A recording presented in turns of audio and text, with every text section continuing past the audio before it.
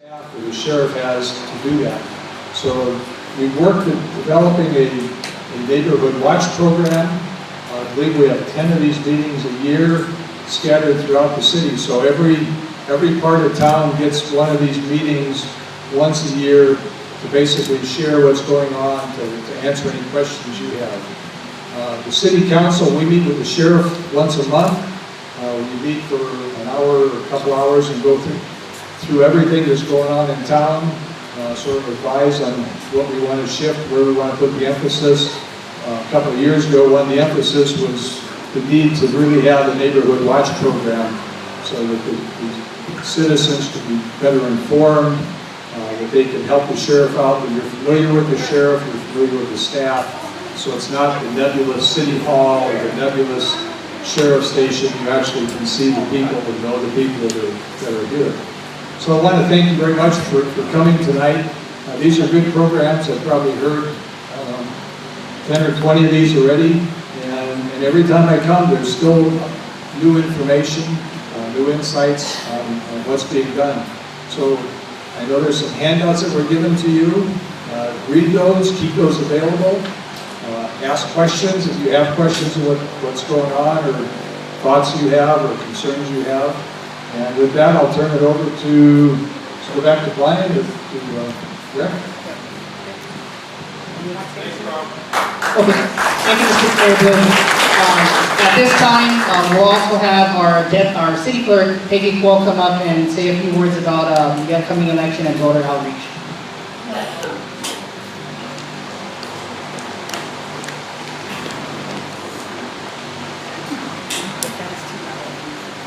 Hi, thank you for your attention. My name is Peggy Cole. I'm with City Hall, City Clerk's office.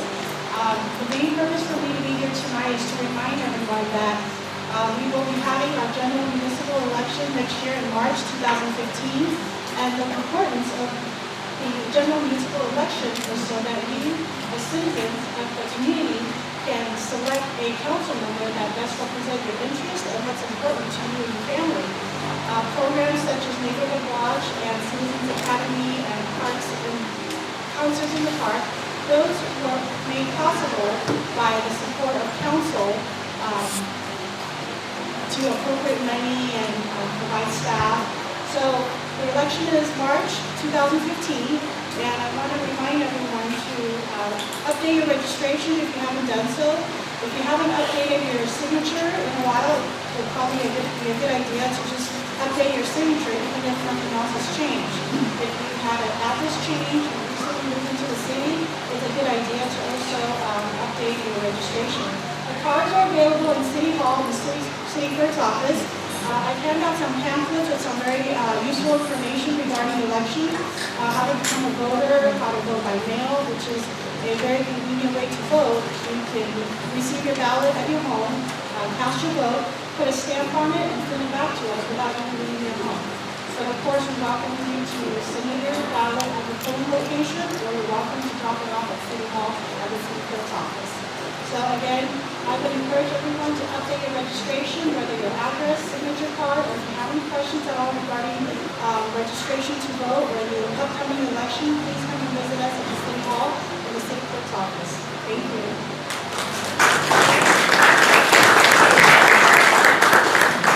Okay, so tonight the city's going to be providing 2 presentations on programs that involve community support and a collaborative effort to make sure that Temple City remains as safe and clean and beautiful as it is.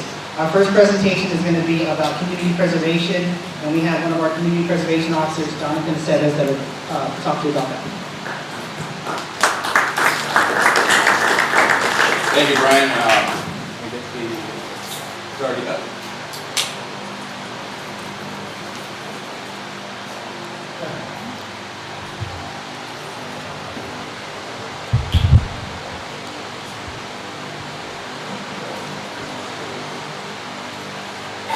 All right, like Brian said, my name is Jonathan. I'm one of the community preservation officers for the city of Temple City.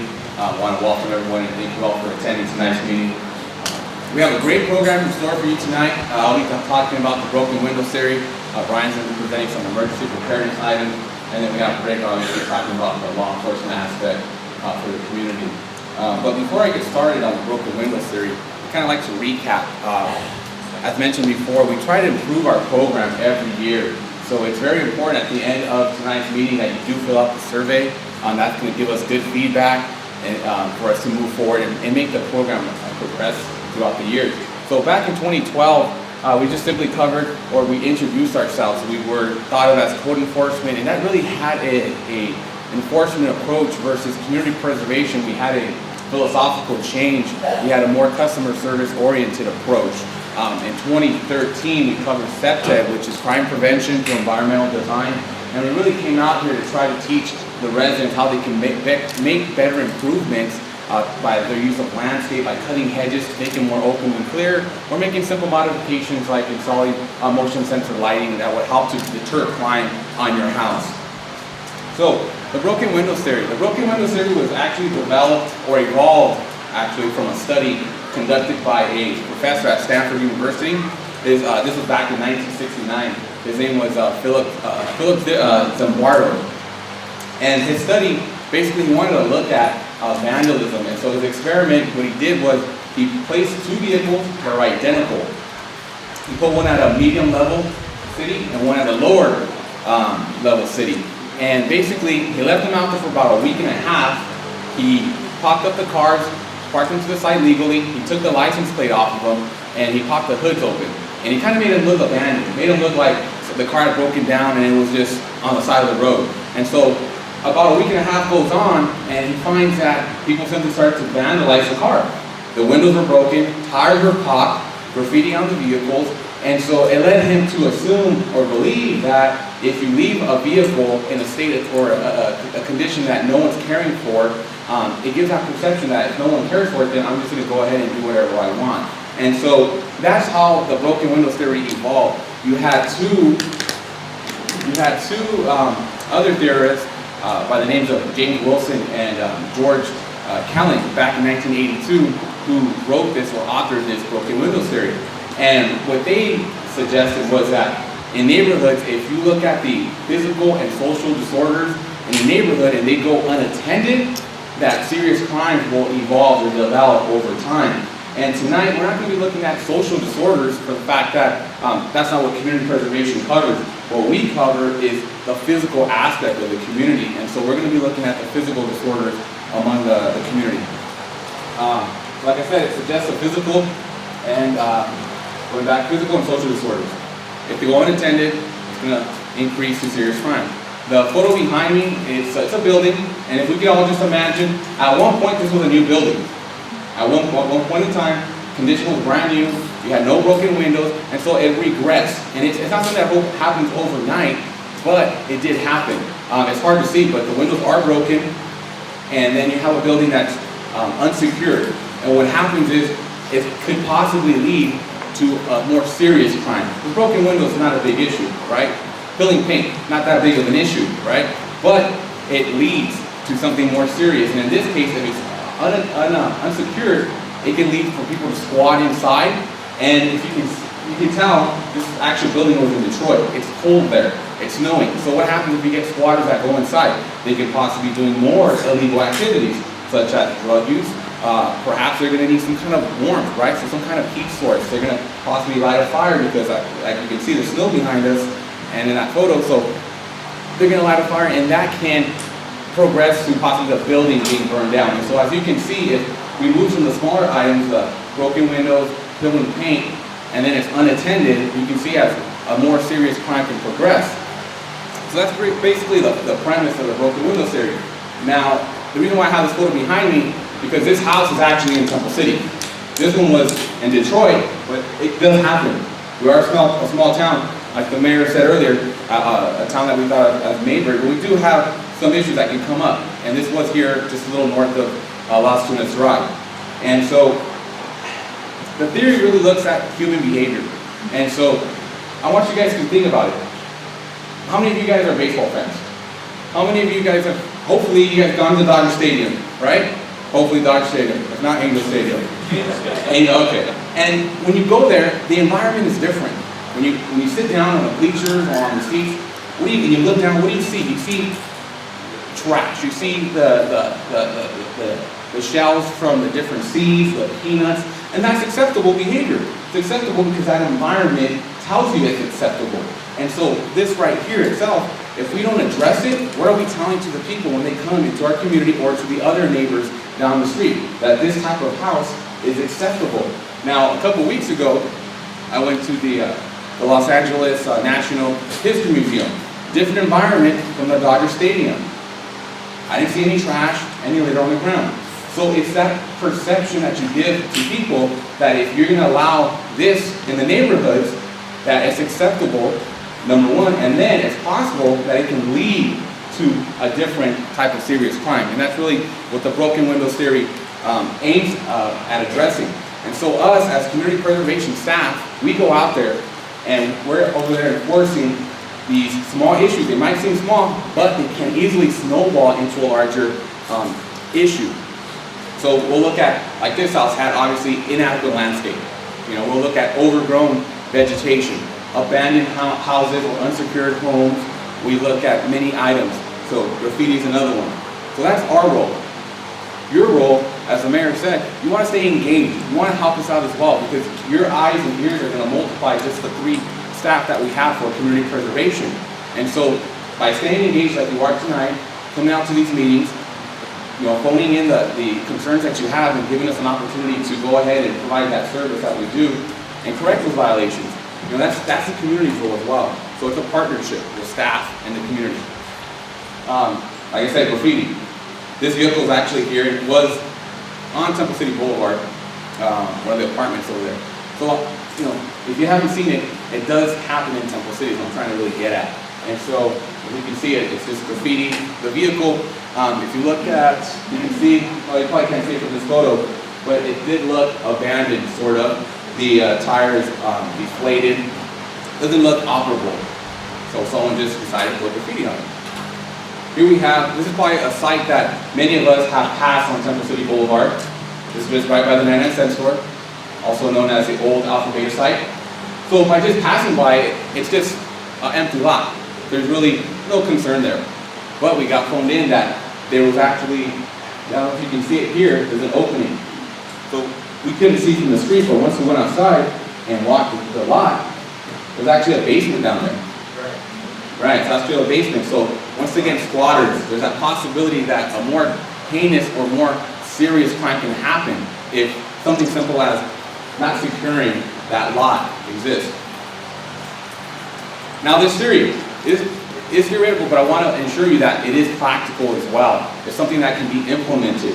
So back in 1994, when Rudy Giuliani from New York City, when he took his administration, what happened was he bought into this concept of broken windows theory. He bought into it, and so he started implementing some of these concepts in the broken windows theory, starting addressing some of the smaller items, physical disorder and social disorder. Social disorder being panhandling, being drunk in public, those type of things.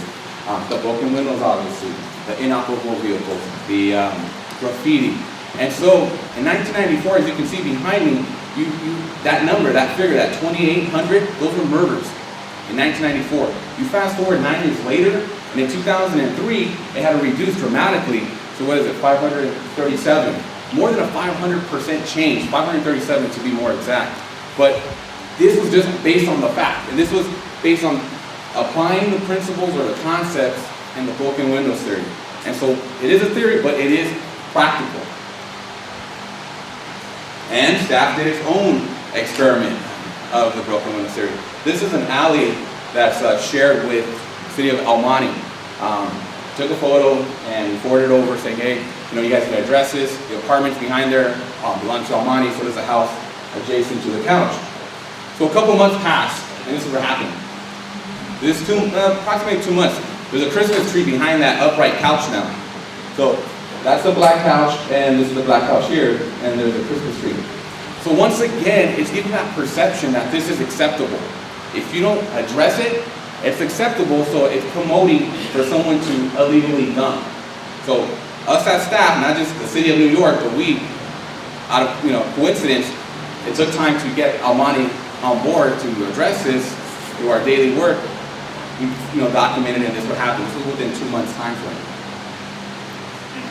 So I wanted to bring it back to the photo of this house, because broken window theory, besides it being tied into crime prevention, because like I said, it leads to more serious crime, the possibility, we're also talking about quality of life.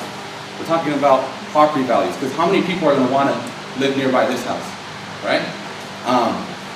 Just want to show you this house was actually damaged by fire, but our goal as staff, as community preservation staff, and with the help or partnership of the community, is to make sure that these types of homes get addressed and they end up looking like this. So I'm going to go back. That's the house, the before shot, and this is afterwards. This is the help with residents as well. And once again, you can notify us either by person, email, going in, after tonight's program, we'll be here standing around. I recognize many faces. Come, get to know us, get to know your staff. Hey, there's Commissioner Redmond's back there, yep. Enjoying the tacos. So, that concludes the presentation. Next, we're going to have emergency preparedness, and Brian's going to take over. If you have any questions, any ideas, we're going to be here till 7:30. I'll bring it back. So, thank you for giving me the opportunity to present this there.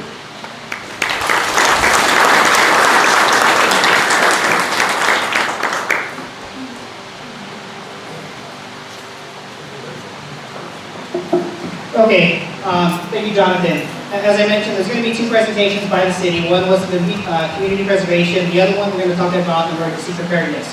In Temple City, we're well aware of disasters that can happen. I'm sure most of you went through the windstorm in 2011.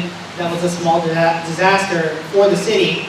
It was a rather large one for us, just because we were in the middle of everything.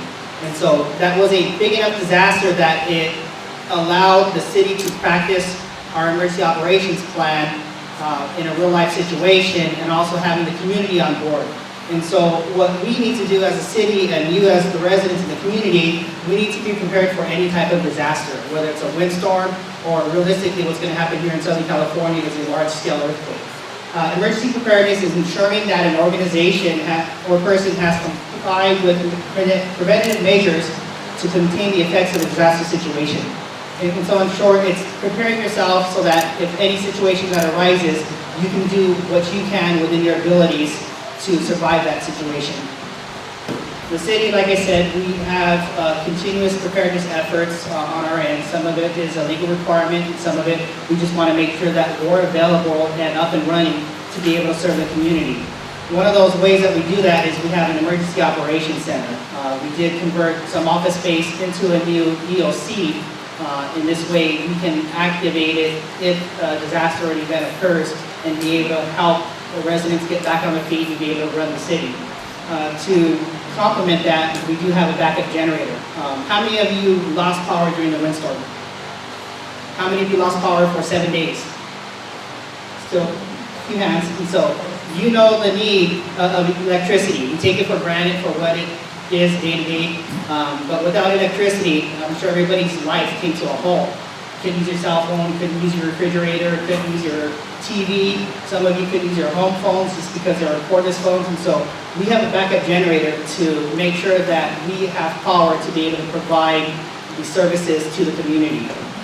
We also have an emergency operations plan that is approved by both the state and federal government. That is our playbook for the city that dictates how the city's going to respond to specific disasters and what personnel we need to do so. We also have a multi-hazard mitigation plan, and that's a plan that identifies hazards within the community and what preventative measures and steps that we can take to mitigate or try to eliminate those hazards. We also have an approved American Red Cross emergency shelter at Live Oak Park.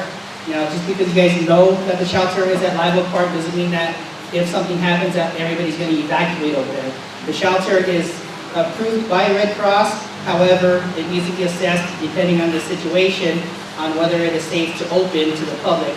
If you have a large earthquake and that building is damaged, obviously we're not going to be able to house people there, and so we don't want to compound the problem and have all city residents come to Live Oak Park. And now we have a big area with a lot of people with nowhere to go. And also we have ongoing training for management, frontline staff, and city council as well. One of the things that we don't want to do with emergency preparedness is basically kind of wing it and do it from the seat of your pants. So this is a fun little video to kind of drive that point.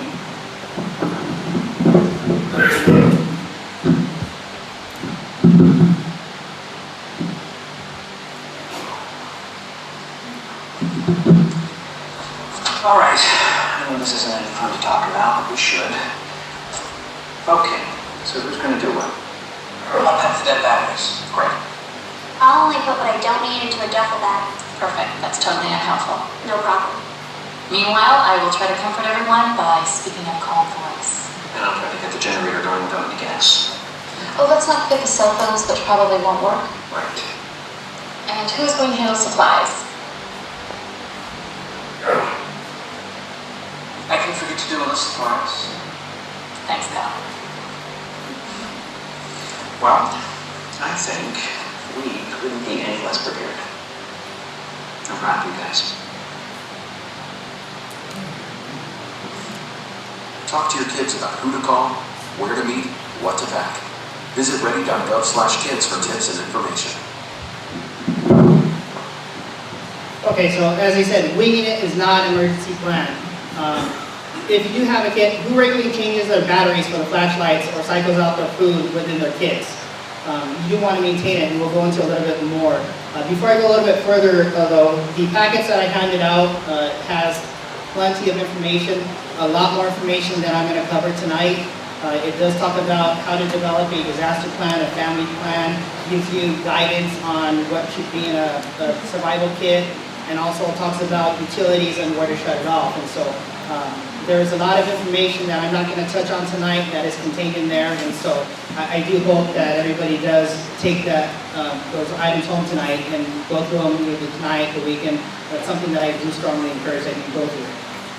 When preparing for disaster, we're going to cover 4 things tonight. One is going to be to develop a disaster plan, disaster supply kits, hazard mitigation, and training. And this is training that the community can take and to prepare yourselves and maybe become part of a larger part of the city's preparedness efforts.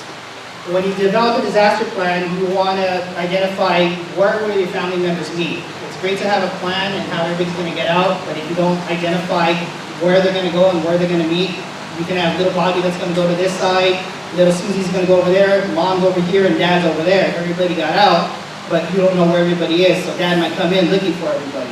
So you want to have a pre-identified location. Do you have an escape plan?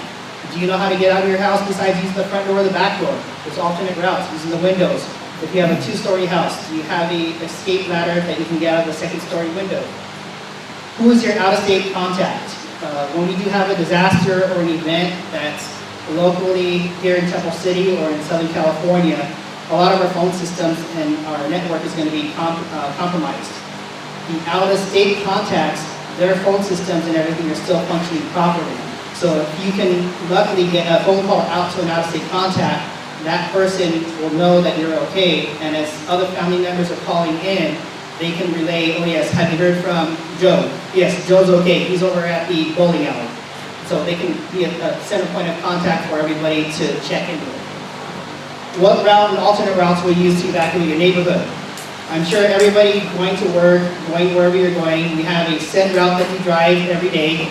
If there's an accident on the freeway, if there's something that happens, you have your alternate routes that you can take the streets or some other parallel roadway. You want to have the same thing on how you're going to get out of your neighborhood. Are you on a cul-de-sac? What happens if a tree falls across the beginning of the cul-de-sac and blocks everybody in there? Do you have a way to get around that?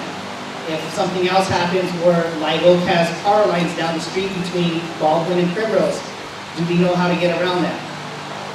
Do you have transportation? If you have transportation, do you have plans for if your transportation is no longer available? And I'll use a windstorm as an example again. If your car is in the driveway on the street and a large tree falls on it, that was your means to exit that neighborhood and it's no longer available. You have an alternate plan. Maybe talking to your neighbors or family members that are in the area. And also, having a plan is great. Just like with anything, if you don't practice it and use it, you lose it. So we want to make sure that you have a plan, that you practice it with your family. It doesn't have to be every day or every week. It can be every couple of months, every quarter, whatever you decide. This way, as something happens, it's not going to be, what do we do? It's going to be a reaction that's going to be triggered based on the training and the practicing that everybody goes through. Here's a sample escape plan. It doesn't have to be anything elaborate. It doesn't have to be done by an architect. You can see this one has primary exits identified and alternate exits identified. The primary exits, again, are going to be those doors that are normally used for ingress and egress within a household, but windows become a second exit. Another thing to consider is if you have windows, bars on your windows, make sure that you know how to operate the mechanism to open those bars so that you can exit safely. And also this one identified the smoke detectors within the household. Disaster supply kit, you want to remember the rules of three kits, one for home, one for car, one for work. We don't know when a disaster is going to happen, where it's going to happen. Most of the time, we've been fortunate that it happens during the early morning hours when everybody's home. But what if it happens when you're at work and you're 40 miles from your home and you have one kit that's at home? Or what if it happens when you're at the mall and not at home or work and you don't have a kit in your car but you have one at home and work? So you want to be prepared wherever you're at. Obviously, home is going to be a larger kit and you're going to scale based on your needs for what's in the car or for what's going to be at work. You want to have 3 days minimum of supplies per person. And also have 3 categories of items. You want to have water, food, and utility items. Water and food, you want to have non-perishable items, canned foods, MREs, which are meals ready to eat. It's a military food in a bag. Basically, they can make it anywhere. It doesn't need heat source. If it does, sometimes it has it self-contained within that kit. You want to be aware of who you're feeding, who's going to be with you. If you have infants, as we have a couple here today, do we have baby formula? Do we have diapers? Do we have water enough to make the formula? So you want to be aware. If you have senior citizens that have special needs, or if you have someone that's diabetic or has some type of restriction on their diet, you want to have those foods available so that if they have a disaster, they will be able to sustain and survive as well. Comfort food also. You don't always have to have good food. If there's something that's going to be that chocolate bars, s'mores, whatever is going to make you feel good and kind of calm you down and put you at ease, put that in the kit. You want to have water. You need at least 1 gallon per person per day. And so again, remember we said you want to have at least 3 days of supplies. And so if we have a family of 4 and they have to have 4 gallons per person per day, or 4 gallons for the family per day times 3 days, that's 12 gallons of water that they need to keep somewhere. So you have to prepare in advance on doing that. If you have some of the water bottles or some of the Arrowhead bottles, that's a 5-gallon bottle, so it gives you an idea of how much water you need. If you have anything, it's better than nothing. So, utility items, anything that goes into a kit, there's no right or wrong item to put in the kit. What you put in your kit is dependent on what your needs are. There are some basic items that we would recommend, but if you have someone that wears glasses, put a spare set of glasses maybe in their kit. Because if your glasses break and you don't have a spare set, you may not be able to see or drive or function. Gloves, blankets. One important thing that you do want to have in a kit and that we strongly recommend is a whistle. You can whistle a lot louder and longer than someone that can be sitting there yelling. But if you try to yell forever, you're going to lose your voice, you're going to get sick possibly, but you can blow a whistle. It takes a lot less effort to do so. Hazard mitigation, it's basically any activity that prevents or tries to reduce the effects of a hazard. And so everybody does hazard mitigation daily, whether you know it or not. If you're at home and you see that top shelf, that book's falling over, and you put it to a lower shelf, you mitigated that hazard, that threat of that book falling onto maybe children running around inside the living room. There's structural and non-structural hazard mitigation. Non-structural hazard mitigation is mostly with furniture. So if you have, like I said, a large bookcase you want to anchor that heavy furniture. You want to store heavy and breakable objects on lower shelves, so if they do fall off the shelf, they're not going to fall a great distance, and there's going to be less threat of that falling on someone walking by. Secure appliances and office equipment. Locate gas shutoffs, electricity, and water. And secure water heaters and have flexible gas lines. And water heaters is actually a mandatory code that all your water heaters are strapped. So if you don't, let us know, we'll come and visit you. And also child-proof cabinet doors. Child-proofing works great. Parents know kids can't open those cabinets. If you have an earthquake, there's going to be a violent shaking. Your dishes are going to be moving around inside that cabinet. What the cabinet locks do is it prevents that door from swinging open and all the contents within that cabinet from falling out.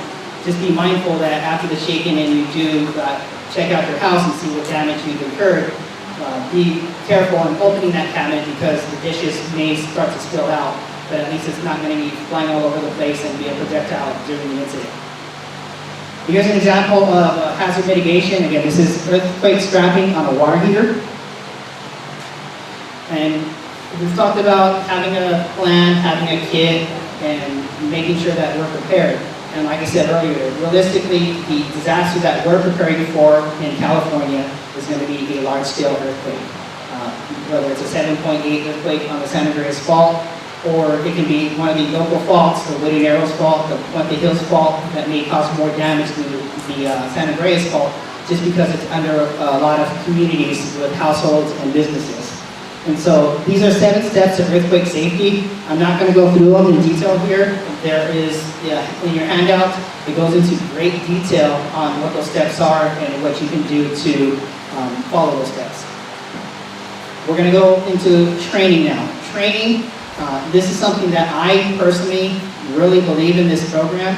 It's something that I am passionate about, and it's our community emergency response team training.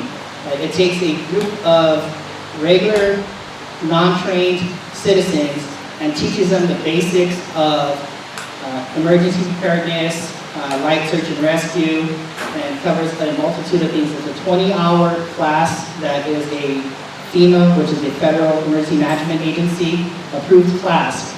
On your handout, the front page talks about the curriculum of what the class covers.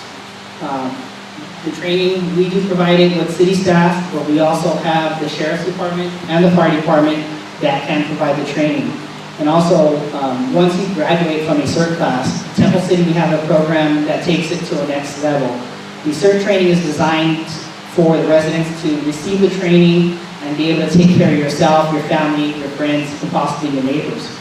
If you want to take it a step further and help your community out, we have developed what we call an advanced CERT team. The advanced CERT team is, once you graduate from a CERT class, there's an application and a process to become an advanced CERT member. You have to go through a background check and make sure, because we partner with other organizations that have different restrictions. But you can become part of a volunteer emergency response team for the city. And so if anybody's interested in that, either the CERT training, if you haven't attended it, again, I strongly encourage it. We had one 3 weeks ago that we graduated 26 individuals. And if you are CERT trained and you're interested in becoming an advanced CERT member, you can talk to me as well. These are some slides, photos from some previous CERT training. Who here has never used a fire extinguisher? Everybody's used a fire extinguisher? I have a few people that haven't. The time to learn is not when you need it. If you have a kitchen fire and that fire is going on, you don't want to sit there and read the label and read the instructions on the fire extinguisher on how to do it as that fire is getting bigger. You want to at least have some knowledge and some idea on how to use that fire extinguisher in the event that you do need it.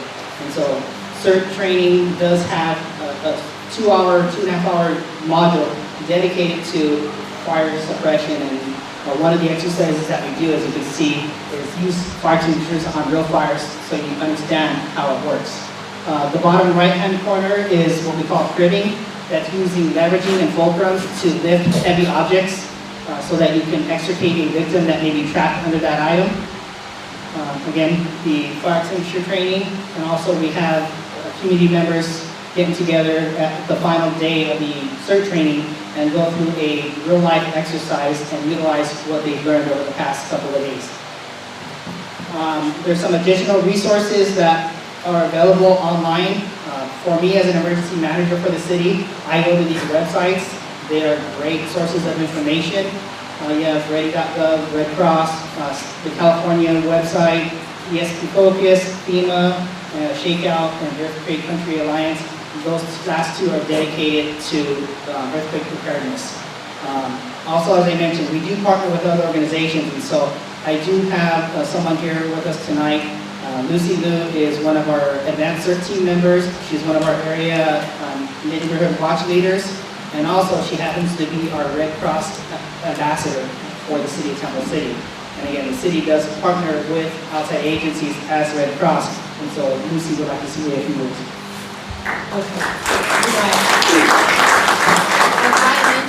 As Brian mentioned, I'm on the advanced CERT team. I'm the new ambassador for our city on behalf of Red Cross.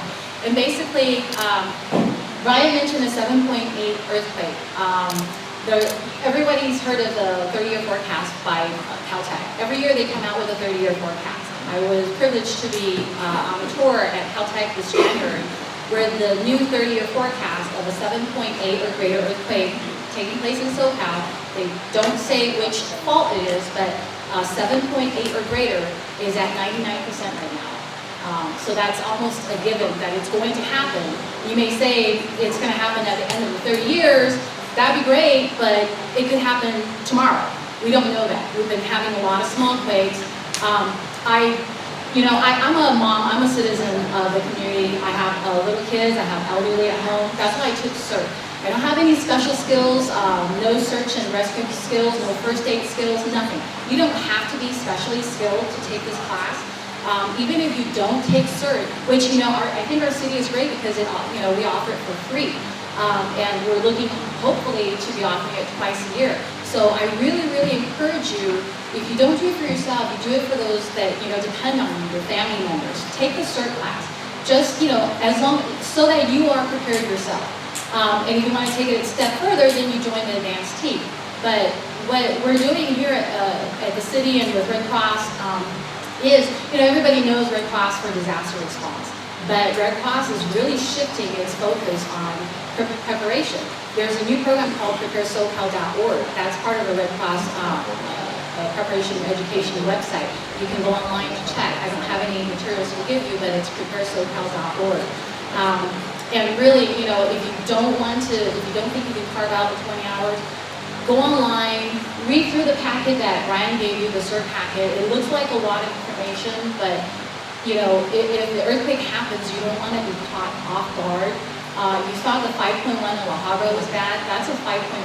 If you know, every point on the Richter scale, I think, is 10 times greater. So 5.2 is greater than the 5.1 by tenfold.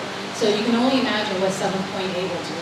And we talk about, at CERT, we talk about 3 days.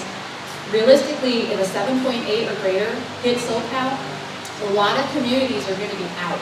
A lot of the emergency services are going to be out. Minimum 3 days, maximum 7 days. The windstorm took some people out for 7 days, for heaven's sakes. So, just don't dig your head and say, I used to be on that end. I used to think, oh, you know what, it's not going to happen. Or if it happens, my city's going to take care of me. Realistically, we're all human beings. The city is manned by human beings. Sheriffs are human beings. All the medical emergency responders, they're human beings. They may be stuck. You may not get help. So it's very important for you to stop and think seriously, be prepared. We see a lot of parents with young children. They're dependent on you. You may have elderly parents like I do. They're dependent on you. So it's really, every citizen, for yourself, for your family, look into CERT, look online. If you can't look online, I really hate to say, I don't really have a lot of information that I can give you that is not. If you go to the senior luncheon, we're hopefully having a presentation out by Red Cross on the 21st of this month, which is 2 Mondays from now. We'll be passing out materials, and if it works great, if we miss some people, hopefully I can get them to come out again. It's just, a lot of information is online. Yes, some people don't do the internet, but whatever you can do. If you want information, you can't go online, contact Ryder. email him, call him. He's got a lot of resources that he can share with you. So I just plead with you that please do consider being prepared so that your chances of survival will be increased. And in case before I forget, if you haven't signed up for tonight, please make sure you sign up and in the back before you leave. And in addition to preparedness, I have my Neighborhood Watch shirt. I'm a Neighborhood leader and I work with Rick. If any of you want to be more involved with Neighborhood Watch, we do have a group. We're not using block captains anymore because we now have the 10 areas. And Rick's going to cover that, but we are looking for more area leaders. And what we do is we meet with him once a month at the sheriff station. And sometimes he feeds us if he has time, sometimes not. But you know what? That 1 hour we share, we brainstorm. And we come up with ideas as to how to make Temple City even safer. There are two mottos to mention. The last year, were we the 40th or the 46th? In the nation? We were the 40th safest city in the nation, and the 5th in California, and that was as of this year. So, of course, we have a great community, but thanks to a proactive city and a proactive law enforcement, that's how we can do it. But let's keep it that way and have more community involvement. I'm not asking you to chase down crooks or anything, but just help by opening up your eyes and opening up your ears and not being afraid to call or to talk to them. They're great guys. Once you get to know them, they're great guys. So that's all I have. Not really. Thank you, Lucy. Okay, so I have a couple more things that I'm going to go over real quick, and then I'm going to turn it over to Deputy Adams. If you are interested in the CERT program, like I said, we did have a CERT training a couple weeks ago. That was our second one that we had this year, and we will be hosting one later on at the end of this year. I do have a sign-up sheet that I'm going to put at the back table, so if someone is interested in attending a future CERT program or CERT training, go ahead and sign up. Once I have a class scheduled, I will email you or send you a letter letting you know that that class is available so that you can register for it. I also have evaluation forms. As with any program, we need to have feedback on what we're doing wrong, what we're doing right, and how we can improve. And so what we need is your feedback to let us know how our presentations are going for this year. We use that information along with the area leaders to develop future presentations for next year on what the community wants and what we can do a little bit better. When you turn in the evaluation, we will give you a raffle ticket, and we do have some raffle prizes. I think the gift certificates to McDonald's. And Lucy brought in a little emergency preparedness goodie bag that we'll go ahead and raffle off. And so I'm going to go and turn it over to Rick, and we'll go ahead and pass these out right now. Thanks, Brian.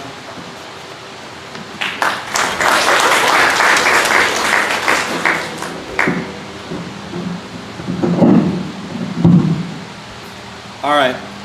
I've mastered speaking loudly, so I'm not going to use the mic. Is that okay with you guys?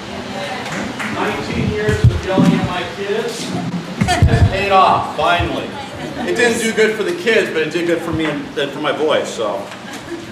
All right, just so everybody knows, if you've got kids, I know we announced this earlier, and if you're getting bored, we're showing a movie next door. We have somebody from the city watching the kids. I don't know what the movie is, but it's a kid movie, and the room is air conditioned. So I'll leave it up to you. It's for the little kids, not for the big kids, all right? Everybody awake? Are you sure? Is everybody awake? Yeah. All right, that's what I wanted to hear. Thank you. I got my eye on you. So. All right, I'm just teasing. Okay, and then I need my glasses, sorry. We have a guy by the name of Mark Stevens. He's a lieutenant that works cyber crimes. He's been coming every month this year to our meetings talking about internet safety, your cell phones, things like that. He'll be at the next meeting we do next month in August. So if you're interested in seeing him speak, we're asking you to come to the next meeting as well. You can come to as many meetings as you want, just so you know. All right? We'll feed you every one. We have some people that come to every meeting because they just want to get fed. Mary? Imagine that. Mary? Is Mary here? Yeah, there she is. Yeah, Mary comes for the free tacos, right, Mary? Mary? Yeah. Mary?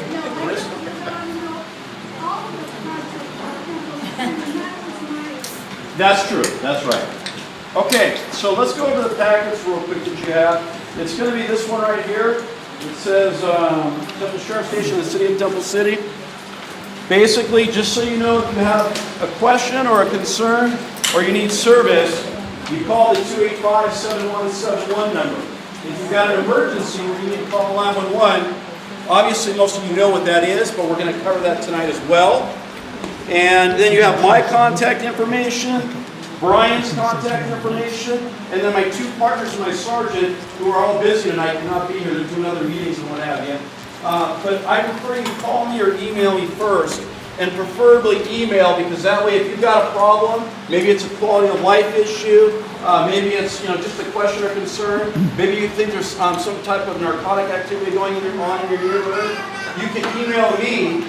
It'll remain confident, but I can get that information out to the other deputies by just forwarding that email to them. So if you can email, that's the best way. If you don't have it, no problem, just give me a call. We'll work around it. And then Brian's information is real important to have, because you may have something that's a city matter. So if you do, make sure you email Brian as well. All right? Most of what we're going to cover tonight is in this handout for you. The next 3 pages will be just all the important information you need without all the comedy and the silliness and things we're going to talk about tonight, all right? So just so you know, this is all information that we shared for the first 2 years of our meetings. Every year we do something different. And then we have it in Mandarin. Lucy translates it for us. We have a breakdown of the areas for the city. And if you go on the website, it's got the dates too and the locations for all the meetings. But I can't see in here. Can you guys see? No. These glasses are not helping. No, it's okay. We'll make it work. If I fall on my face, then we'll turn them on.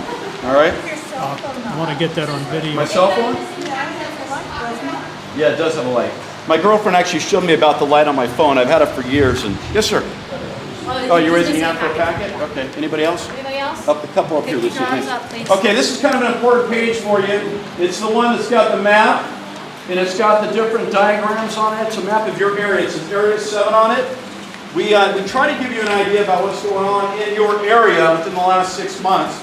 And as you can see, just in Area 7, which is not the whole map, it's just that one area where it's divided completely. You've got 9 residential burglaries in a 6-month period. That's a little high. We hit a high peak a few months back. We were getting hit hard, not just in your area, but throughout the city. The good news is, within the last 2 or 3 months, it's died down substantially, and we're doing much better. And we're going to talk about a lot of things tonight, that might scare you or might get you thinking about things, which is good. But I want you to know that the reality is you live in a very safe community. I grew up in the city. My family's in the city. And, ultimately, for the most part, you've got a great city. You're going to be the victim. You have the potential to be the victim, no matter where you are, no matter where you live in, what have you. And if it's not them breaking into your homes, it's them stealing your identity. They did that to me about 3 years ago, and they got about, I don't know, about $8,000 or $10,000 between 3 different credit cards. So it can happen, but those are all things we're going to talk about so we can prevent that from happening. So 9 residential burglaries, 2 vehicle burglaries, and then you have 2 GTAs. Anybody know what that means? Grand Theft Auto, exactly. All right. For the young kids that have that game, there's no Grand Theft Auto, it's maybe. Very violent game, though. Hopefully they're not playing it like my son does. So. Angry Bird, yeah. I've played Angry Bird before. If you folks have questions, shoot them out. We have time tonight, which is great because Mark's not here. So, and we're going to cover a lot of material, but feel free to raise your hand. You can interrupt me, whatever you need to do.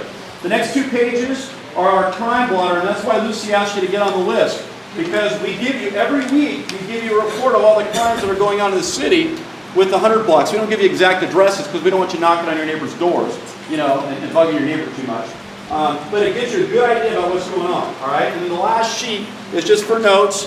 Maybe you have something that you're concerned about, but you don't want to bring it up here because Jerry's videotaping it, and maybe one of your neighbors you're concerned about is actually here. So if you have something like that, you can see me afterward, not a problem. Or write it down and just tear this off your packet and give it to me after the meeting. All right? Any quality of life issue, any concern you have, email me or call me and I will get back to you. It might take some time, but I'll usually email you and say, hey, I'm going to work on it, I'll get back with you, and I always follow through with everybody. But we do a ton of things throughout the city. This Neighborhood Watch program isn't the only thing I'm responsible for. It's a number of things, and I won't bore you with a long list because I want to cover the material. All right? So that's your handout. Any questions about the handout? Everybody awake? All right, very good. Taco guy's here till 7. So if you guys are still hungry, make sure you get back out there. Okay, so what we're going to do is we're going to start my PowerPoint. And these are the topics that we agreed on, okay? So basically, hopefully I can do this without my glasses. The area leaders that Lucy was talking about, they meet once a month we meet for 1 hour. We make it an hour and we get them out. Because, everyone's busy, they all have busy lives and what have you. And every September, October, what we do is we talk about what it is we think the residents, you the residents, are going to want to hear about. Something different that we didn't cover the first year and second year to keep it fresh, to keep you informed, and that's why we're throwing that information on these packets. So you still have what you might have missed the first couple of years. How many of you have been here before to one of these meetings? Okay, so a few of you. Okay, good number. Okay, good. That's good though. We want repeat folks, and we also want new folks too. So we touch everybody. What happened was we voted on several topics, and these are the topics that we came up with.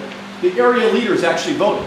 So if you want to have a say on what's going on with this program, and you want to be more involved, 1 hour a month, and you don't have to make all the meetings either.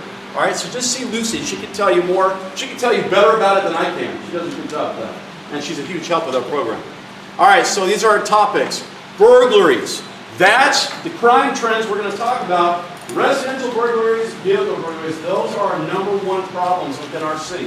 Thank God it's not robberies, assaults, things like that, like some other communities. All right? They also wanted to hear more about thefts, which we're going to touch on as well. I'll probably skip around a little bit just so you know, but we will cover everything. And if we start running out of time, because I tend to talk a lot, then most everything, the last couple topics we have are in here. So we got plenty of time, all right? All right, personal safety, safety precautions. I'll probably just touch on that real briefly. And then the protocol for calling Temple Station, which we had our first year, but it's actually pretty good information we want you to have. All right, so crime trends. Residential burglaries and vehicle burglaries. All right, so the trends that we're seeing are basically 2 or 3 different trends. We're seeing construction burglaries, and we're seeing fumigation burglaries. And what those are homes that are under construction being remodeled, all right, or homes that are being tented for termites. If you have something like that going on with your home, or if you know of a neighbor that's doing it, shoot me an email, let me know. We'll go by and we'll do patrol checks. Because we have, not recently, fortunately, not recently, but we have had instances where several in a month or in 2 or 3 month period, several crimes where we have guys going in with either towels over their faces or they're wearing gas masks and they're going into these homes that are being fumigated and they're ripping you off. Okay? They're ripping you off. All right. The other thing with the construction burglaries is usually if a house is being completely remodeled, there's nobody on site. So they're going in there late at night or in the early morning hours. And a lot of times if you're doing construction on your home, you're putting in a new kitchen, you're going to go out and buy appliances, right? And where are you going to keep them? Where are you going to keep them? Where? In the garage. Most likely in the garage. Or maybe even in the house. In most cases, at least at some point, you're going to have those items in the house or in the garage. Okay? So let us know, and we'll keep an eye out for you. The fact is, it could prop back up again. We want you to be alert. That's why you're here tonight. We want to educate you, and you're all smart people, but we want to let you know what it is you can do to protect yourself and keep an eye on your neighbors as well. Okay?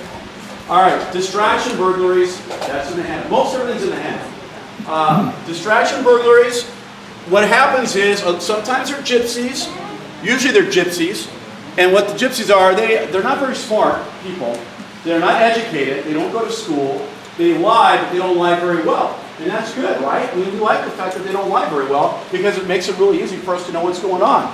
But they'll prey on older folks a lot of times, not so much younger folks, or maybe someone that doesn't speak English. That's certainly, that we have that happen before as well. And they're going to come to your house and they're going to tell you, hey, we're from the water department, we're from the gas department, I'm your neighbor next door in the back house, and I want to paint my garage, but I don't know how wide it is. I'd like to see, how wide it is from your yard. Is it okay if I come in? Right? I'm here to tell you that unless you call Edison or somebody to come out to your house, you shouldn't be letting anybody in your house whatsoever. Make sense? Right. Okay, good. So you need to keep that in mind, and if they do try to come into your home and you're not sure about them, by all means call the station. I can't tell you how many times people say, yeah, someone was knocking on my door, tried to open my door, and then left, and they didn't call. Or maybe they saw someone's car backed in their neighbor's driveway, knew their neighbor was on vacation, and it wasn't until after they got broken into, they see someone leaving, and 2 days later they find out that they were victims, the neighbor was a victim, that these people come forward and say, oh yeah, well I saw this car back in. All right? We're going to talk about calling the station, right? The protocol for calling the station. We want you to call. A lot of people aren't sure, and sometimes you might get somebody on the desk who's rude, doesn't get it, doesn't understand. They tell you we don't come out for that. We do. We will. And if you have a problem, I'll tell you what you can do to handle it. All right? Distraction burglaries, all sorts of different methods. I know there was a gal in here who was telling me about, yeah. Why don't you tell them, share what you were talking about. A distraction, but not actually going into your home, but over the phone. This is one of these you read about. I'm older, obviously. I got a call last month from my grandson. I don't know what's Very, very good story. He going to a funeral for a friend of his in Mexico City, and he kept on talking. He was very good. Until I finally said, until he asked for money. And I said, you need to talk to your dad. He finally hung up. Tuesday, I got another call. Same grandson, apparently. Called, asked who it was. He said, it's your oldest grandson. No name. This time, I was kind of prepared. I did not ask his name. I didn't give him the name. He kept talking about how he got an accident, broke his nose. The cop had said he had alcohol on his breath and he was in jail. I got a bad grandson, I'll tell you. Anyway. Did it sound like your actual grandson? No, The bad part? That was a young male voice. Okay. Anyway, so I said, what is your middle name? Don't let that. Because there's not many people that are going to know your grandson's middle name except you and the kid. Right. And in most cases, what she was saying, for those that didn't hear, was she had 2 calls back to back, one day, one the next, right? No, one last month, one Tuesday. Okay, one last month, one Tuesday, where someone's calling pretending to be her grandson or granddaughter, right? And they want money. You know, I'm in jail. I got arrested for drunk driving. I'm stuck out of town on a trip, and I don't have any money. And I'm telling you, people get taken. And it's usually older folks that don't know any better, or maybe are trusting and they don't really take the time out to investigate. A lot do, but we want to make you aware of that. There's always scams. Look, if it's too good to be true, then it usually is, right? And if you're not sure about something, someone's soliciting for money or what have you, you call me or email me before you do anything whatsoever, and I'll look into it and I'll let you know. Okay? But the reality is to try to track these people and document these incidents. They happen all the time. Usually they're calling from another state or another country altogether. Nigeria? How many of you got letters from Nigeria? The king wants to give you, the prince wants to give you money, right? I got $100,000, but I just need you to send me 10. Well, come on, really? Just give me the money, right? Show me the money, right? All right, everybody wait. All right, good. I did that just to wake everybody up. All right, so anyhow, distraction burglaries, if they're knocking on your door trying to get in and you didn't have them come to your house, do not let them in. Call the station right away so we can send somebody out. They may be gone within a few minutes, they may not. But at least we have the opportunity to go out there and talk to them. By calling us, when you see someone who looks suspicious or a suspicious vehicle, you give us the probable cause that we need to stop that person and find out what they're doing. If they're not doing anything, it's no big deal, right? Hey, I tell people that get upset with me when I'm stopping and talk to them, they think that I'm picking on them, and I tell them, no, I'm just trying to keep the community safe. You live here, or even if you don't live here, if I was working in your community, you would want me to stop people to find out what they're up to. If you've got nothing to worry about, great, that's what we want. But if you're up to no good, we want to know about it, we want to arrest you for it, right? We don't want to tolerate that in our community. And I'll tell you, with the city and with the sheriff's department and with the citizens that we deal with, you have a great community. There's a lot of preventive stuff that we do that I don't have time to go into with you to make sure that your community is safe. All right, let's talk about the main one when it comes to residential burglaries. We're going to touch on vehicle burglaries. The main one is knocking on your door, ringing your doorbell, and you don't answer. How many of you do that? How many of you you're not expecting anybody? Maybe you ladies just got out of the shower, you don't have your makeup on yet, right? Your husband's not home, right? And what do? Do you answer the door? No, you ignore it, right? Yeah, and I don't blame you, especially if you're not expecting somebody.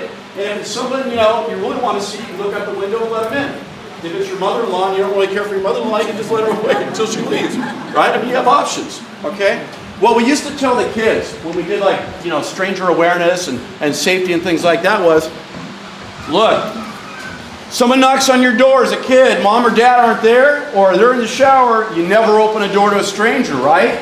So they don't open the door. That's good, that's good. Well, the problem is, the big trend we're seeing now is, and you had 2 yesterday in your own area, is, and we'll talk about that, I'm leading up to it, is people knocking on your door, ringing the doorbell, you don't answer, and they're going around to the back and they're booting your door in, and if you're there, they leave, which is good, but now your door's thrashed, and you know, you're scared, right?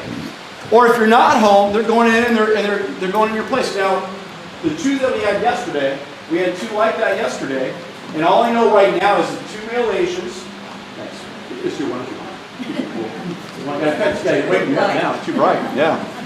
It's 2 male Asians in a silver SUV with paper plates, and it said Longo, probably from Longo Toyota, right?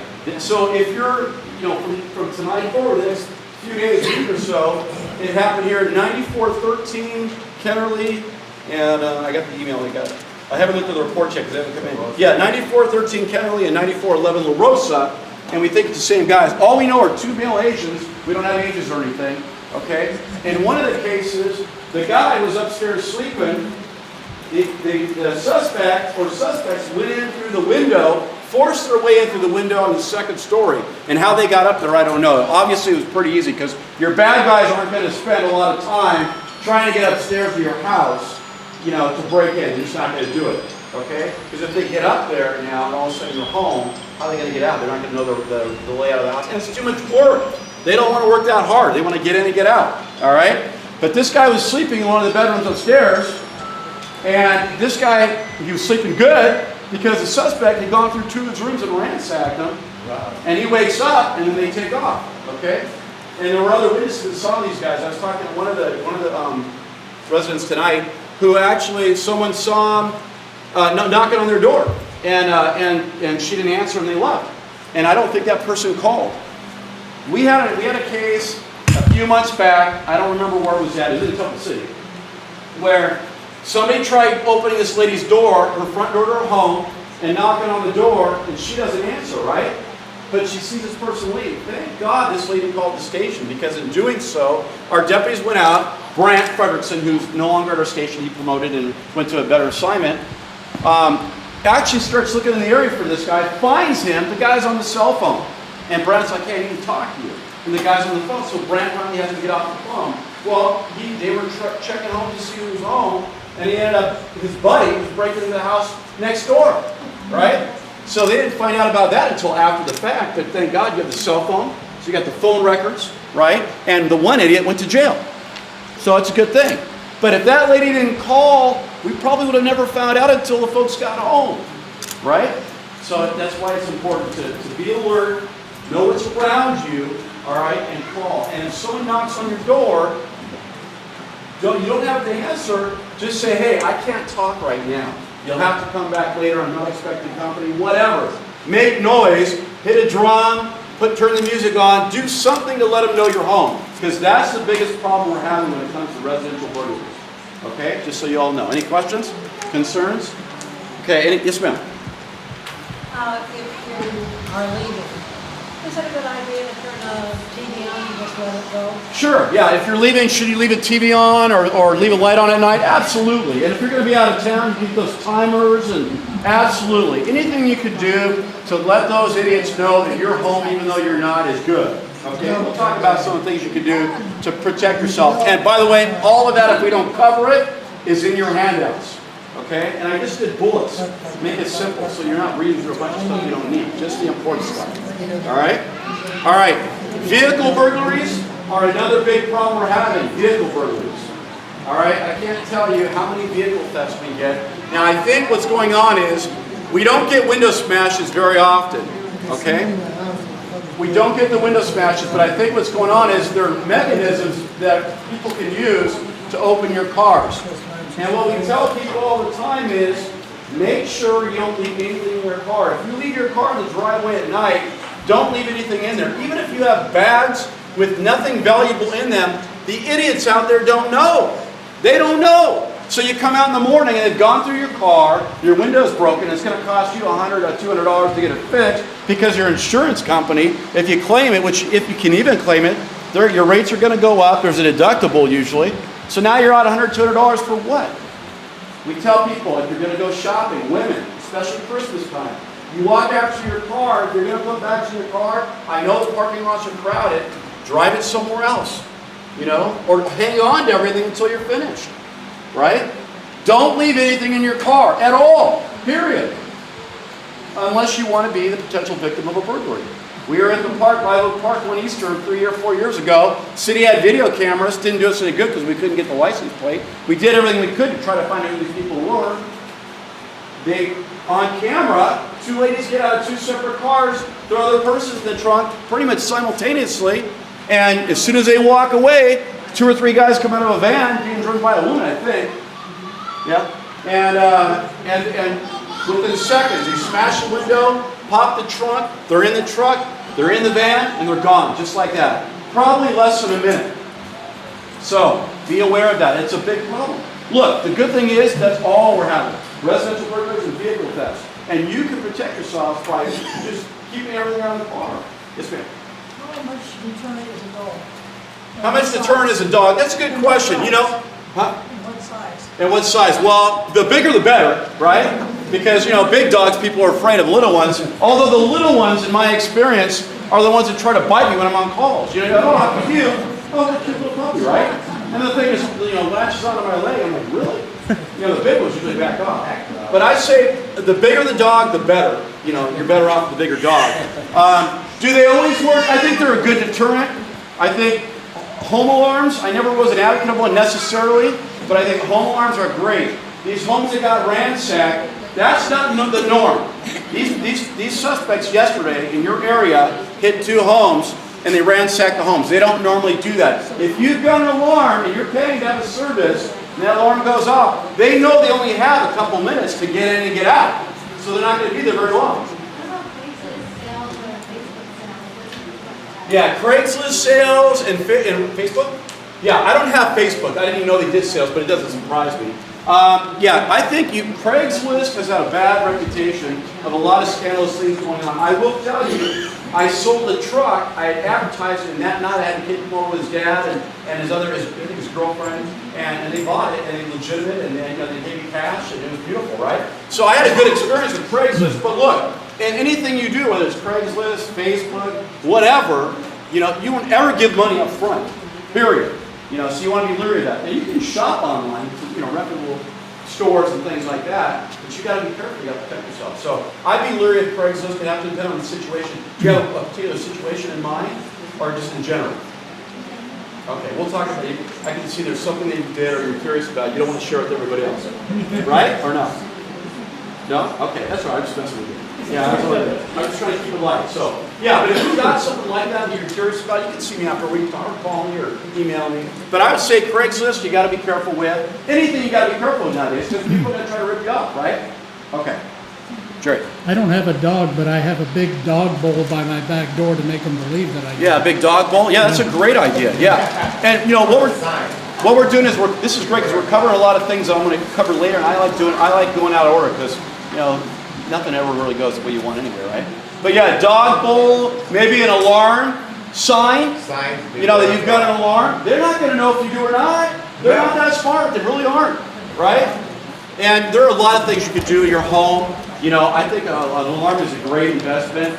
The main thing I want you to take from prevention, and we'll move into prevention right now, is with your vehicles, we talked about that. Don't leave anything in your cars, period. I'm telling you.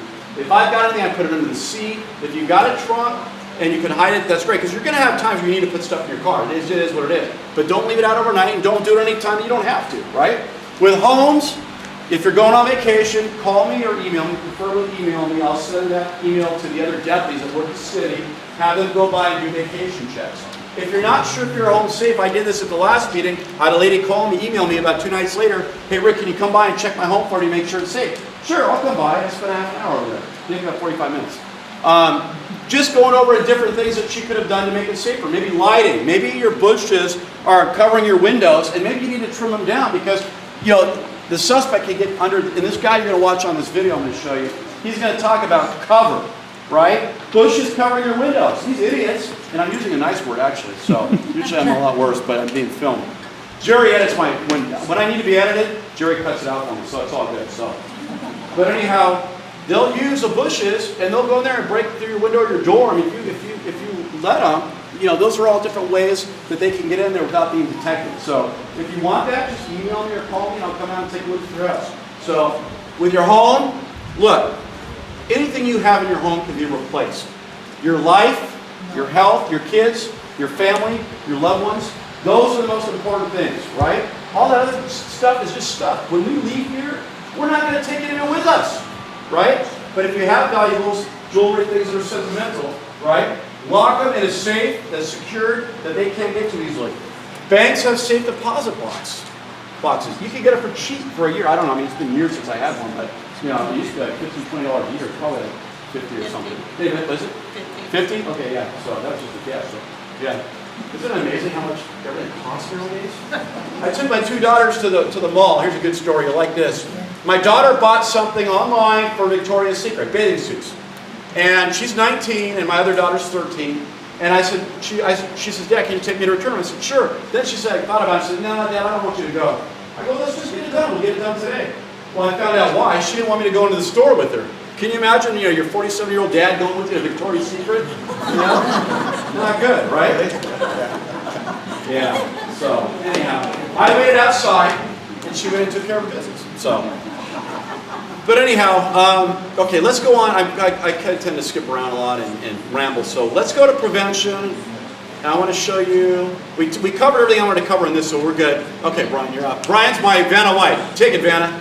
Because yeah, thank you. Yeah, it's ceramic. Throw a glass.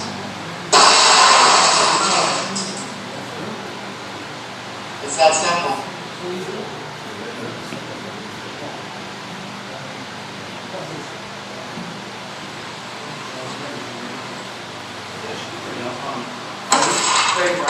Okay, so thank you very much. Okay, so that was a tool they used just to punch the window, which took a little bit of effort if you notice. The first video you saw was just a piece of a spark plug, and actually a lot of times we get guys on bikes, you know, that are, you know, they're not you riding around a bike, you know, they're driving a bike or riding a bike because they don't have a license, got suspended, they're using drugs, and they need to get from point A to point B, they want to rip you off at night, right? So if they've got a spark plug that's just a piece of one, we can take them to jail for that. It's a misdemeanor, but we can take them to jail for it. Look, these crooks aren't doing much jail time anymore, and the sad thing is they're getting released a lot earlier, but we hit these guys hard. Some of the repeat offenders that we have living in the city, some of them are transients, some of them live here. We hit them so hard that eventually they end up leaving. The transients stay sometimes, but they're not our biggest threat. It's the people traveling through our city that we have the most problems with, okay? So it's really important that everybody communicates, everybody keeps an eye out, right? All right, so look, this is a good video here. We already covered all that. I want you to listen to this guy. This guy's good. He's a career criminal lawyer that we can talk about. Cover is very important. I don't want someone to see me breaking into his house, so the house must have cover, trees, big tall wooden fences, you know, like people have around the house, around swimming pools, or cover. When I say cover, anything that I can get up close to this house and hide me, where somebody can't just maybe look out their window and the next door neighbor look out and say, well, somebody, you know. After I look for the plants in people's yard, how they take care of the yards, toys is very important. Because it depends on what kind of thief I am. If I'm looking for guns, or if I'm looking for jewelry, if I'm looking for this or that, and me myself, I was a jewel thief. And women have a jewel. And if I see a bunch of toys in the yard, then I know it's a woman live there. Then I look at if the house has an alarm. After I make sure the house got cover, I make sure the house got an alarm or doesn't have an alarm, you know. But all that's nothing if I don't look at the next door neighbor's house too, on both sides. If there's houses on both sides of this house that I'm checking out to break into, I gotta make sure the neighbor's houses are secure too. And not only that don't mean that the neighbors doesn't have to be home, because I don't care if the neighbors is at home. I look for the neighbors, because neighbors are nosy, you know. If I be in the neighborhood and you see me and two more black guys, you're going to automatically call the police, because we look suspicious. But if I'm by myself and I'm walking through a neighborhood and I got a rake thrown over my shoulder and plastic bags hanging out my back pocket and a pair of gloves hanging out my back pocket, well, you think I'm somebody's yard man. Well, it isn't the case. That's just a disguise, you know. That's just something I do to make me look to fit in more. Yes, you always knock on everybody's door. Me, I can look at a house and tell you if somebody's home or not, but I'm still going to knock on your door and make sure you're not home. Because I have been in houses with people in their sleep. And when I go in the house and people in their sleep, they never wake up. I turn around and I leave, I walk back out, and I don't take anything. I'm not on the door to avoid any confrontations, because if I go in your house, I don't want you to be home. I think I've broken maybe 2 or 3 houses in the night. I've never broken into houses at night just because of the fact people come home at night. In the daytime, when you break into houses at 6, 7, 8, 9, 10 o'clock in the morning, you know people's at work. And I never break into a house close around lunchtime, because people come home for lunch sometimes. And usually when they start getting close to lunch, I don't break in the house. But anywhere from 8 on up to 11 o'clock, that's the time. Okay, pretty interesting, huh? So, I like the fact that he says when he goes in, all right, if he finds somebody at home, he leaves. They don't want confrontation. However, it has happened before, so you have to be careful, all right? But the good thing is they want to get in and they want to get out, all right? And he talked about a lot of good things. You know, cover, whether there's a woman living there, jewelry, things like that, toys in the yard. Any questions about the video? Yeah? Cool. You guys all freaked out? Yeah. There's another video that we show. Basically, it just shows a couple going through a parking lot, and they're handing out flyers on cars. And what they're doing is, and because we're running out of time, there's not much to it. They're looking in your cars. And then, before you know, within 2 minutes, they're in the store using your credit card information to buy stuff. Look, it used to be you'd have to show your card to the gal or the guy at the register, right? Well, nowadays, in markets, what do? You bypass that, and you go to your self-checkout. When you buy gas, what are you doing? Right? You're just swiping your card. And they've got these skimmers that actually, they're just a little small device that they put near the gas pump, and then you get your credit card information. And Mark Stevens, the guy from Cybercrime's lieutenant, he goes into in detail for about 30 minutes. So if you're interested in that kind of thing, make sure you make our next meeting next month. And all that information is on the website as well. All right, so let's talk about some of the other concerns. Unlocked vehicles we touched on. Mail theft. How many of you still pay bills, write out a check, and leave your bill for the mailman or mail lady? 1, 2, 3, 4 honest people. 5. Okay, there's 5. About another. Yeah, Mary? Okay, so you're there to watch? All right. Okay. Mary says she only does it when she's at home so she can keep an eye on things, which is good, but you got to be watching that mailbox the whole time. I'm ashamed because you've been coming to these meetings for how many years now? And you're still leaving your mail in your mailbox. We're going to talk about that. That's not good. I know you. I'm just messing with you. It's all good. Okay, but anyhow, look. They can get your information, your credit card information, just like that. It doesn't take them long. They can wash your check, which means they erase what you put in there and put a new amount in. They'll just get your account number, your name, they'll form a new ID, and it's just that simple. And you know what? You don't even have to do that. I don't know how they got my information, but I don't pay. I pay everything online. The fact of the matter is, you just have to be careful about what you do. You don't want to give the crooks any opportunities. Okay? So just be aware of mail theft. UPS packages, that's a big thing. For a while we had crews that would follow these guys around.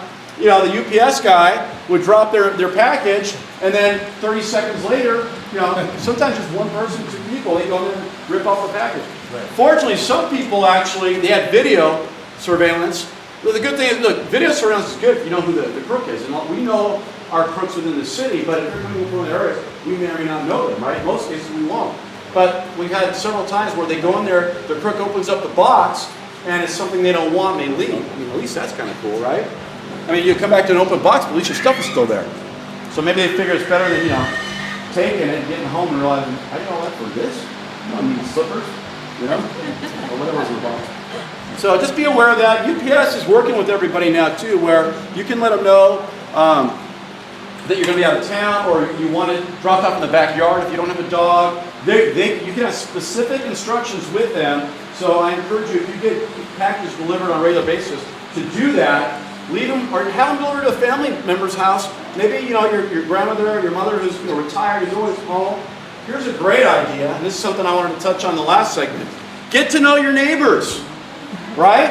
How many of you know neighbors on both sides and across the street? Okay, how many of you don't? Be honest. Okay, okay. Good. Look, things have changed. The community's changed, but you know what?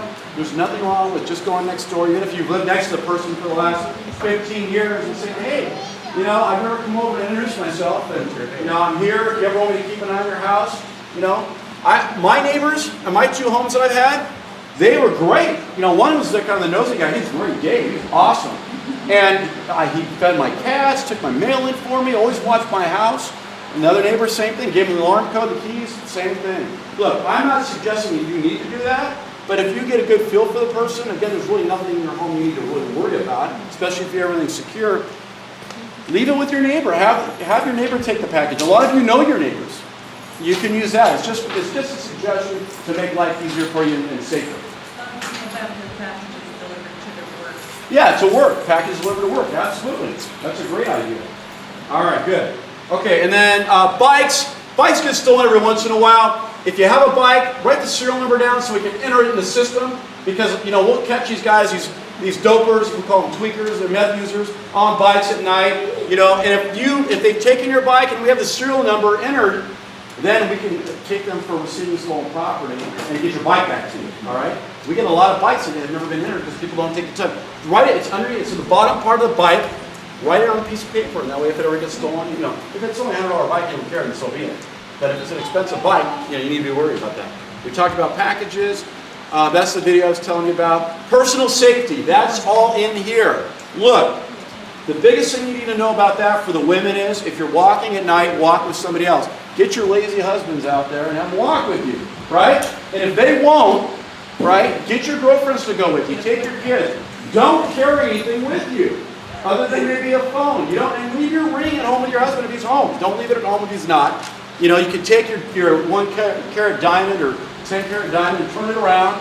If you're not sure about things, whatever. If you live in a safe community, you don't have to go to that extreme. But just be aware of your surroundings. The biggest thing is walk with a purpose, walk straight, with your head up, and make eye contact, especially if someone's looking suspicious to you. You don't have to stare them down, but make eye contact, because that idiot that wants to rip you off doesn't want you to remember what he looks like, right? Ladies, you really no need for all that junk in your purse to go with you on a walk, right? My girlfriend just left about 30 minutes ago. I always give her a hard time about all the junk she's got in the purse, okay? That was a joke. I didn't hear you be laughing. Did I offend all the ladies or what? Yeah, it's all important stuff you need, right? Yeah, makeup for a walk. Yeah. Hey, pepper spray is good. What's that? Yeah, they're on the cell phone, and that happens a lot too. And we all do. We're all guilty of it. But look, if you're walking up and down, town, you'll be fine. But if it's late at night, just be careful. And that could be maybe you're in another part. Maybe you're in another city. Maybe you're on vacation. right? Avoid dark alleys, dark streets, things like that. Don't always be looking at your phone, you know. Those are all things. It's all in here for you folks. All right? And what do they look for? What are the suspects looking for? Potential victims. People are looking down. People are distracted by their phones, you know. Older folks, you know. Because you know these guys are all cowards. You know, you think some idiot's going to come up to me and mess with me? You know, probably not, you know. You know, in most cases they're not going to. They're going to pick someone who's old, who can't take care of, maybe a young kid. Right? All right. Protocol for calling the station. You want to say something or a question? Or no? You just waving at me or what? No, you weren't waving? Oh, you're doing your hair? Okay. My nails getting long. Oh, yeah. Hey, this is a good spot, too, if you guys are hot. And then by the back door. Mary. I just want to thank you for everything I learned here. Oh, thank you. I had an experience which I never thought I would have. They moved to the movie. Jason was supposed to get night. Okay. My door was open. Your front door was open? Use this. I would have given it to you when you were talking earlier, but it won't reach that far. Go ahead. My front door was open. My worst worry, Jason said, Auntie, you're not going in. You don't know if anybody's in there.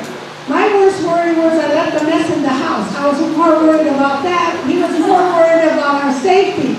And he said, what did you learn at the meetings you go to Rick Adam? He said, you listen to what he says. So we called the sheriffs. He told them there was no emergency, just to send a black and white. About 10 minutes, 2 sheriff's cars came. Two sheriffs in each car. They went around the yard and everything. They went into the house. One thing they told me, which I was surprised, they said, go back out of the driveway, go on the street. And they did all that. Then they went in the house, checked my closets and everything. And it was a mess, so they knew I made a mess. And that was my first, I said, oh my God, they're going to see my mess. You know?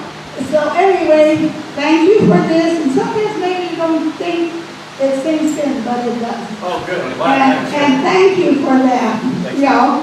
Thank you. And the sheriffs were so, and then a third car came. Okay. Yeah. So then he left. But it was my first experience. How that door was open in 61 years, I'll never know. Well, thank you, Mary. And sometimes that happens, you know. About leaving windows open at night when you're sleeping? Leaving windows open at night. How many of you went through the whole Richard Ramirez thing and he was out and about? And yeah, I mean that freaked me out as a kid, and I still today, you know, that's a rarity that you're ever going to get a serial killer. You know, it doesn't happen very often, thank God. But I'd say negative, no, on the windows at night. I would say no, because if you're leaving the windows open, someone can get in very easily, and especially for women, you know, even for men too. I mean, or you have kids or younger kids. I'd say no. Even you've got to be careful about second-story homes. If you're going to do it upstairs, make sure there's no way for them to get up very easily. You know, you could always have those bars put on your windows, but those aren't really something you really want. You know, you see that in areas where there's a lot of crime and things like that, and you don't really want that. So I would suggest you don't do it. And if you do it, prop it a little bit, but make sure you have something securing those windows so that nobody can get in. But I'd say I don't like that idea personally. I say turn the air conditioner on in the summertime, lock everything up, set the alarm, and then you sleep like a baby. You'll pay for it later when you get your electric bill, but you know, you're safe, right? Okay, so let's just talk for about a minute. Then we're gonna, you want to start doing the evaluations? Do they have them yet? Passing them out? Yeah, they have them? Okay, so if you guys want to fill those out, because we're going to collect those, when we get one, we're going to give you a raffle ticket. I'll stick around too if you have questions or concerns. I'll stay longer, but we just want to keep true to the 7:30. Yes, ma'am. A lot of times people are kind of the same area. Yeah. I've been known for somebody else, I got on it, but they're not home. I don't do that anymore. Yeah. What did you? I'm sure you didn't hear what she was saying. Is there's people that canvass the area looking for homes to target, and you know she would see somebody and say, oh, they're not home, and she doesn't do that anymore. Good idea. You really don't want to tell people they're not home, you know, because then that tells them there's nobody home, and if they are up to no good, you know, then we have problems. Okay, so basically, you want to touch on that? Yeah, we'll get to that. Let me just go through this real quick, and then I know she's got some important information to share with us. When to call 911 emergency. Someone's breaking into your house now. Someone's getting beat up. Someone's not breathing. Things like that. 911. If you're not sure after tonight, email me, call me, and I'll clarify it for you. Okay. Look, if you're not sure you think it's an emergency, call 911. You might get an operator who gets mad at you or whatever, but at least you called. But most cases, you can call 285-7171 and you're good to go. And that number's in your packet. All right, Jerry. Don't tell everybody on social media that you're having a wonderful time on vacation. Yeah, that's true. That's a good point. Yeah, I don't use Facebook, but yeah, social media. You tell me I'm going. Look, these people put. I'm going to the bathroom. I'm going to the gym. Who freaking cares, right? I mean, who really cares, right? Sorry if I know some of you probably do that. None of your business. So it's all good, right? But the thing is, yeah, I wouldn't put that you're in Hawaii having a great time. Wait till you get back, right? Wait till you get back. So. Anyhow, just something to think about. Thanks, Jerry. Okay, emergent calls, priority routine. Emergent are your 911 calls typically. Priority may be a kid's left in a car in a parking lot. It's a hot day. That could be an emergency. It could be a priority. We're going to voice it. We're going to get somebody there right away. We'll probably break the window open to get the kid out, right? Routine calls, your house got broken into, the suspects are gone, and we're going to come out. Those are, maybe you see a suspicious person in a car or walking around your neighborhood, that's a routine call, all right? The information the desk needs for responding deputies, it's in your handout. So if you need to call the station, just go to your handout and say, okay, this is what they're going to be asking. Keep it simple. If you can get a license plate safely, that's huge on a vehicle. Because we can run that plate, even if it's from somewhere else, find out whose car that belongs to, and get some great information that way. But that's all in your handout. If you have a problem, which has happened many times in the past, you've got to remember, people working the desk, they're civilians, there's some deputies that don't want to be there. Some deputies know how to treat people, some deputies don't, right? Just like in every profession, there's good and bad in every profession, all right? If I'm telling you to call and you call and they give you a hard time, say, hey, look, I spoke with Deputy Adams, he told me to call regarding this, and if you've got a problem with somebody, email me or call me, let me know. I'll talk to that individual, and then there's always a process if they don't get it that we can take up the chain. But the desk moves people all the time, new people coming through, so sometimes that happens. Most cases, you'll get someone that'll type in a call for you and help you out. Okay, but it does happen from time to time. This is our new logo. You're going to start seeing more signs around the city. And questions we've already addressed, but I'll address more. But I know Lucy's got a lady here that's got some great information she wanted to share with you. Just take a couple minutes. Go ahead. Yeah, actually, she wanted to know, yesterday she and her husband were in their backyard, so they did not hear knocks, but she said one gentleman with a gun came into their backyard, showed them their badge, and said that in plain clothes, because they asked her if they were in uniform, she said they were in plain clothes. He said that he was an officer, law enforcement. And that there were two other law enforcement officers out front, and they were looking for somebody. She and her husband speak very little English, so they didn't know if it was legit. They did see some IDs, and she was just very concerned. How should she have treated that situation? She ended up calling her daughter, who communicated with the officers on the phone. Oh, good. But she's just very concerned that that this whole scenario happened. Yeah, and that's a good question, Lucy. Some people say, hey, what if I get pulled over by somebody in an unmarked vehicle and they're coming to the law enforcement? It can happen. Normally, we're not in an undercover car unless you want it, or we're looking at you for committing some type of crime. We're not going to pull you over, but it could happen. But if they were asking you to have a car, they want to start doing funky things. Tell me, I want to see your ID. I can't speak for other police agencies, but with our department, if somebody has to see your identification, we're supposed to carry our driver's licenses with us. Okay? Most of your deputies will tell you, and I don't normally keep my license with me, I violate policy, but the reality is, who's ever going to ask me for it? I mean, I'm a cop. I'm the one doing the asking, right? But you can find out. What I would suggest, and just so you know, a lot of times with burglary now calls, robbery now, things that are going on right now, or even pursuits, our detectives are in plain clothes. They're going to come out. You might get me just in a t-shirt and jeans or whatever. I'll come and throw a rain jacket. Sometimes they don't have time to get suited up, and your detectives are not wearing uniforms, but they will have a badge, they will have a gun, and what she did having her daughter communicate with the desk with the officers, huge. Call the station if you're not sure. If it's something like that where you're at home, they're knocking on your door, ask the CID, say, hey, look, you're not in a regular uniform. I've talked to Deputy, put it on me, I talked to Deputy Adams. My partner's going to say, what the heck are you doing, man? Nobody's opening the door for us, everyone's asking for ID, No, but that's good, Everyone's calling in for all these, things that we don't normally deal with, whatever. Who cares? Rick, I think her main concern was the fact that he didn't do the doorknob. Is law enforcement allowed to go onto their property like that? Yeah, that's a good question. So she didn't hear them knocking. Sometimes we'll knock, sometimes we won't. We try to let people know what's going on. And we don't normally go in your backyards, but we do. We do all the time, actually.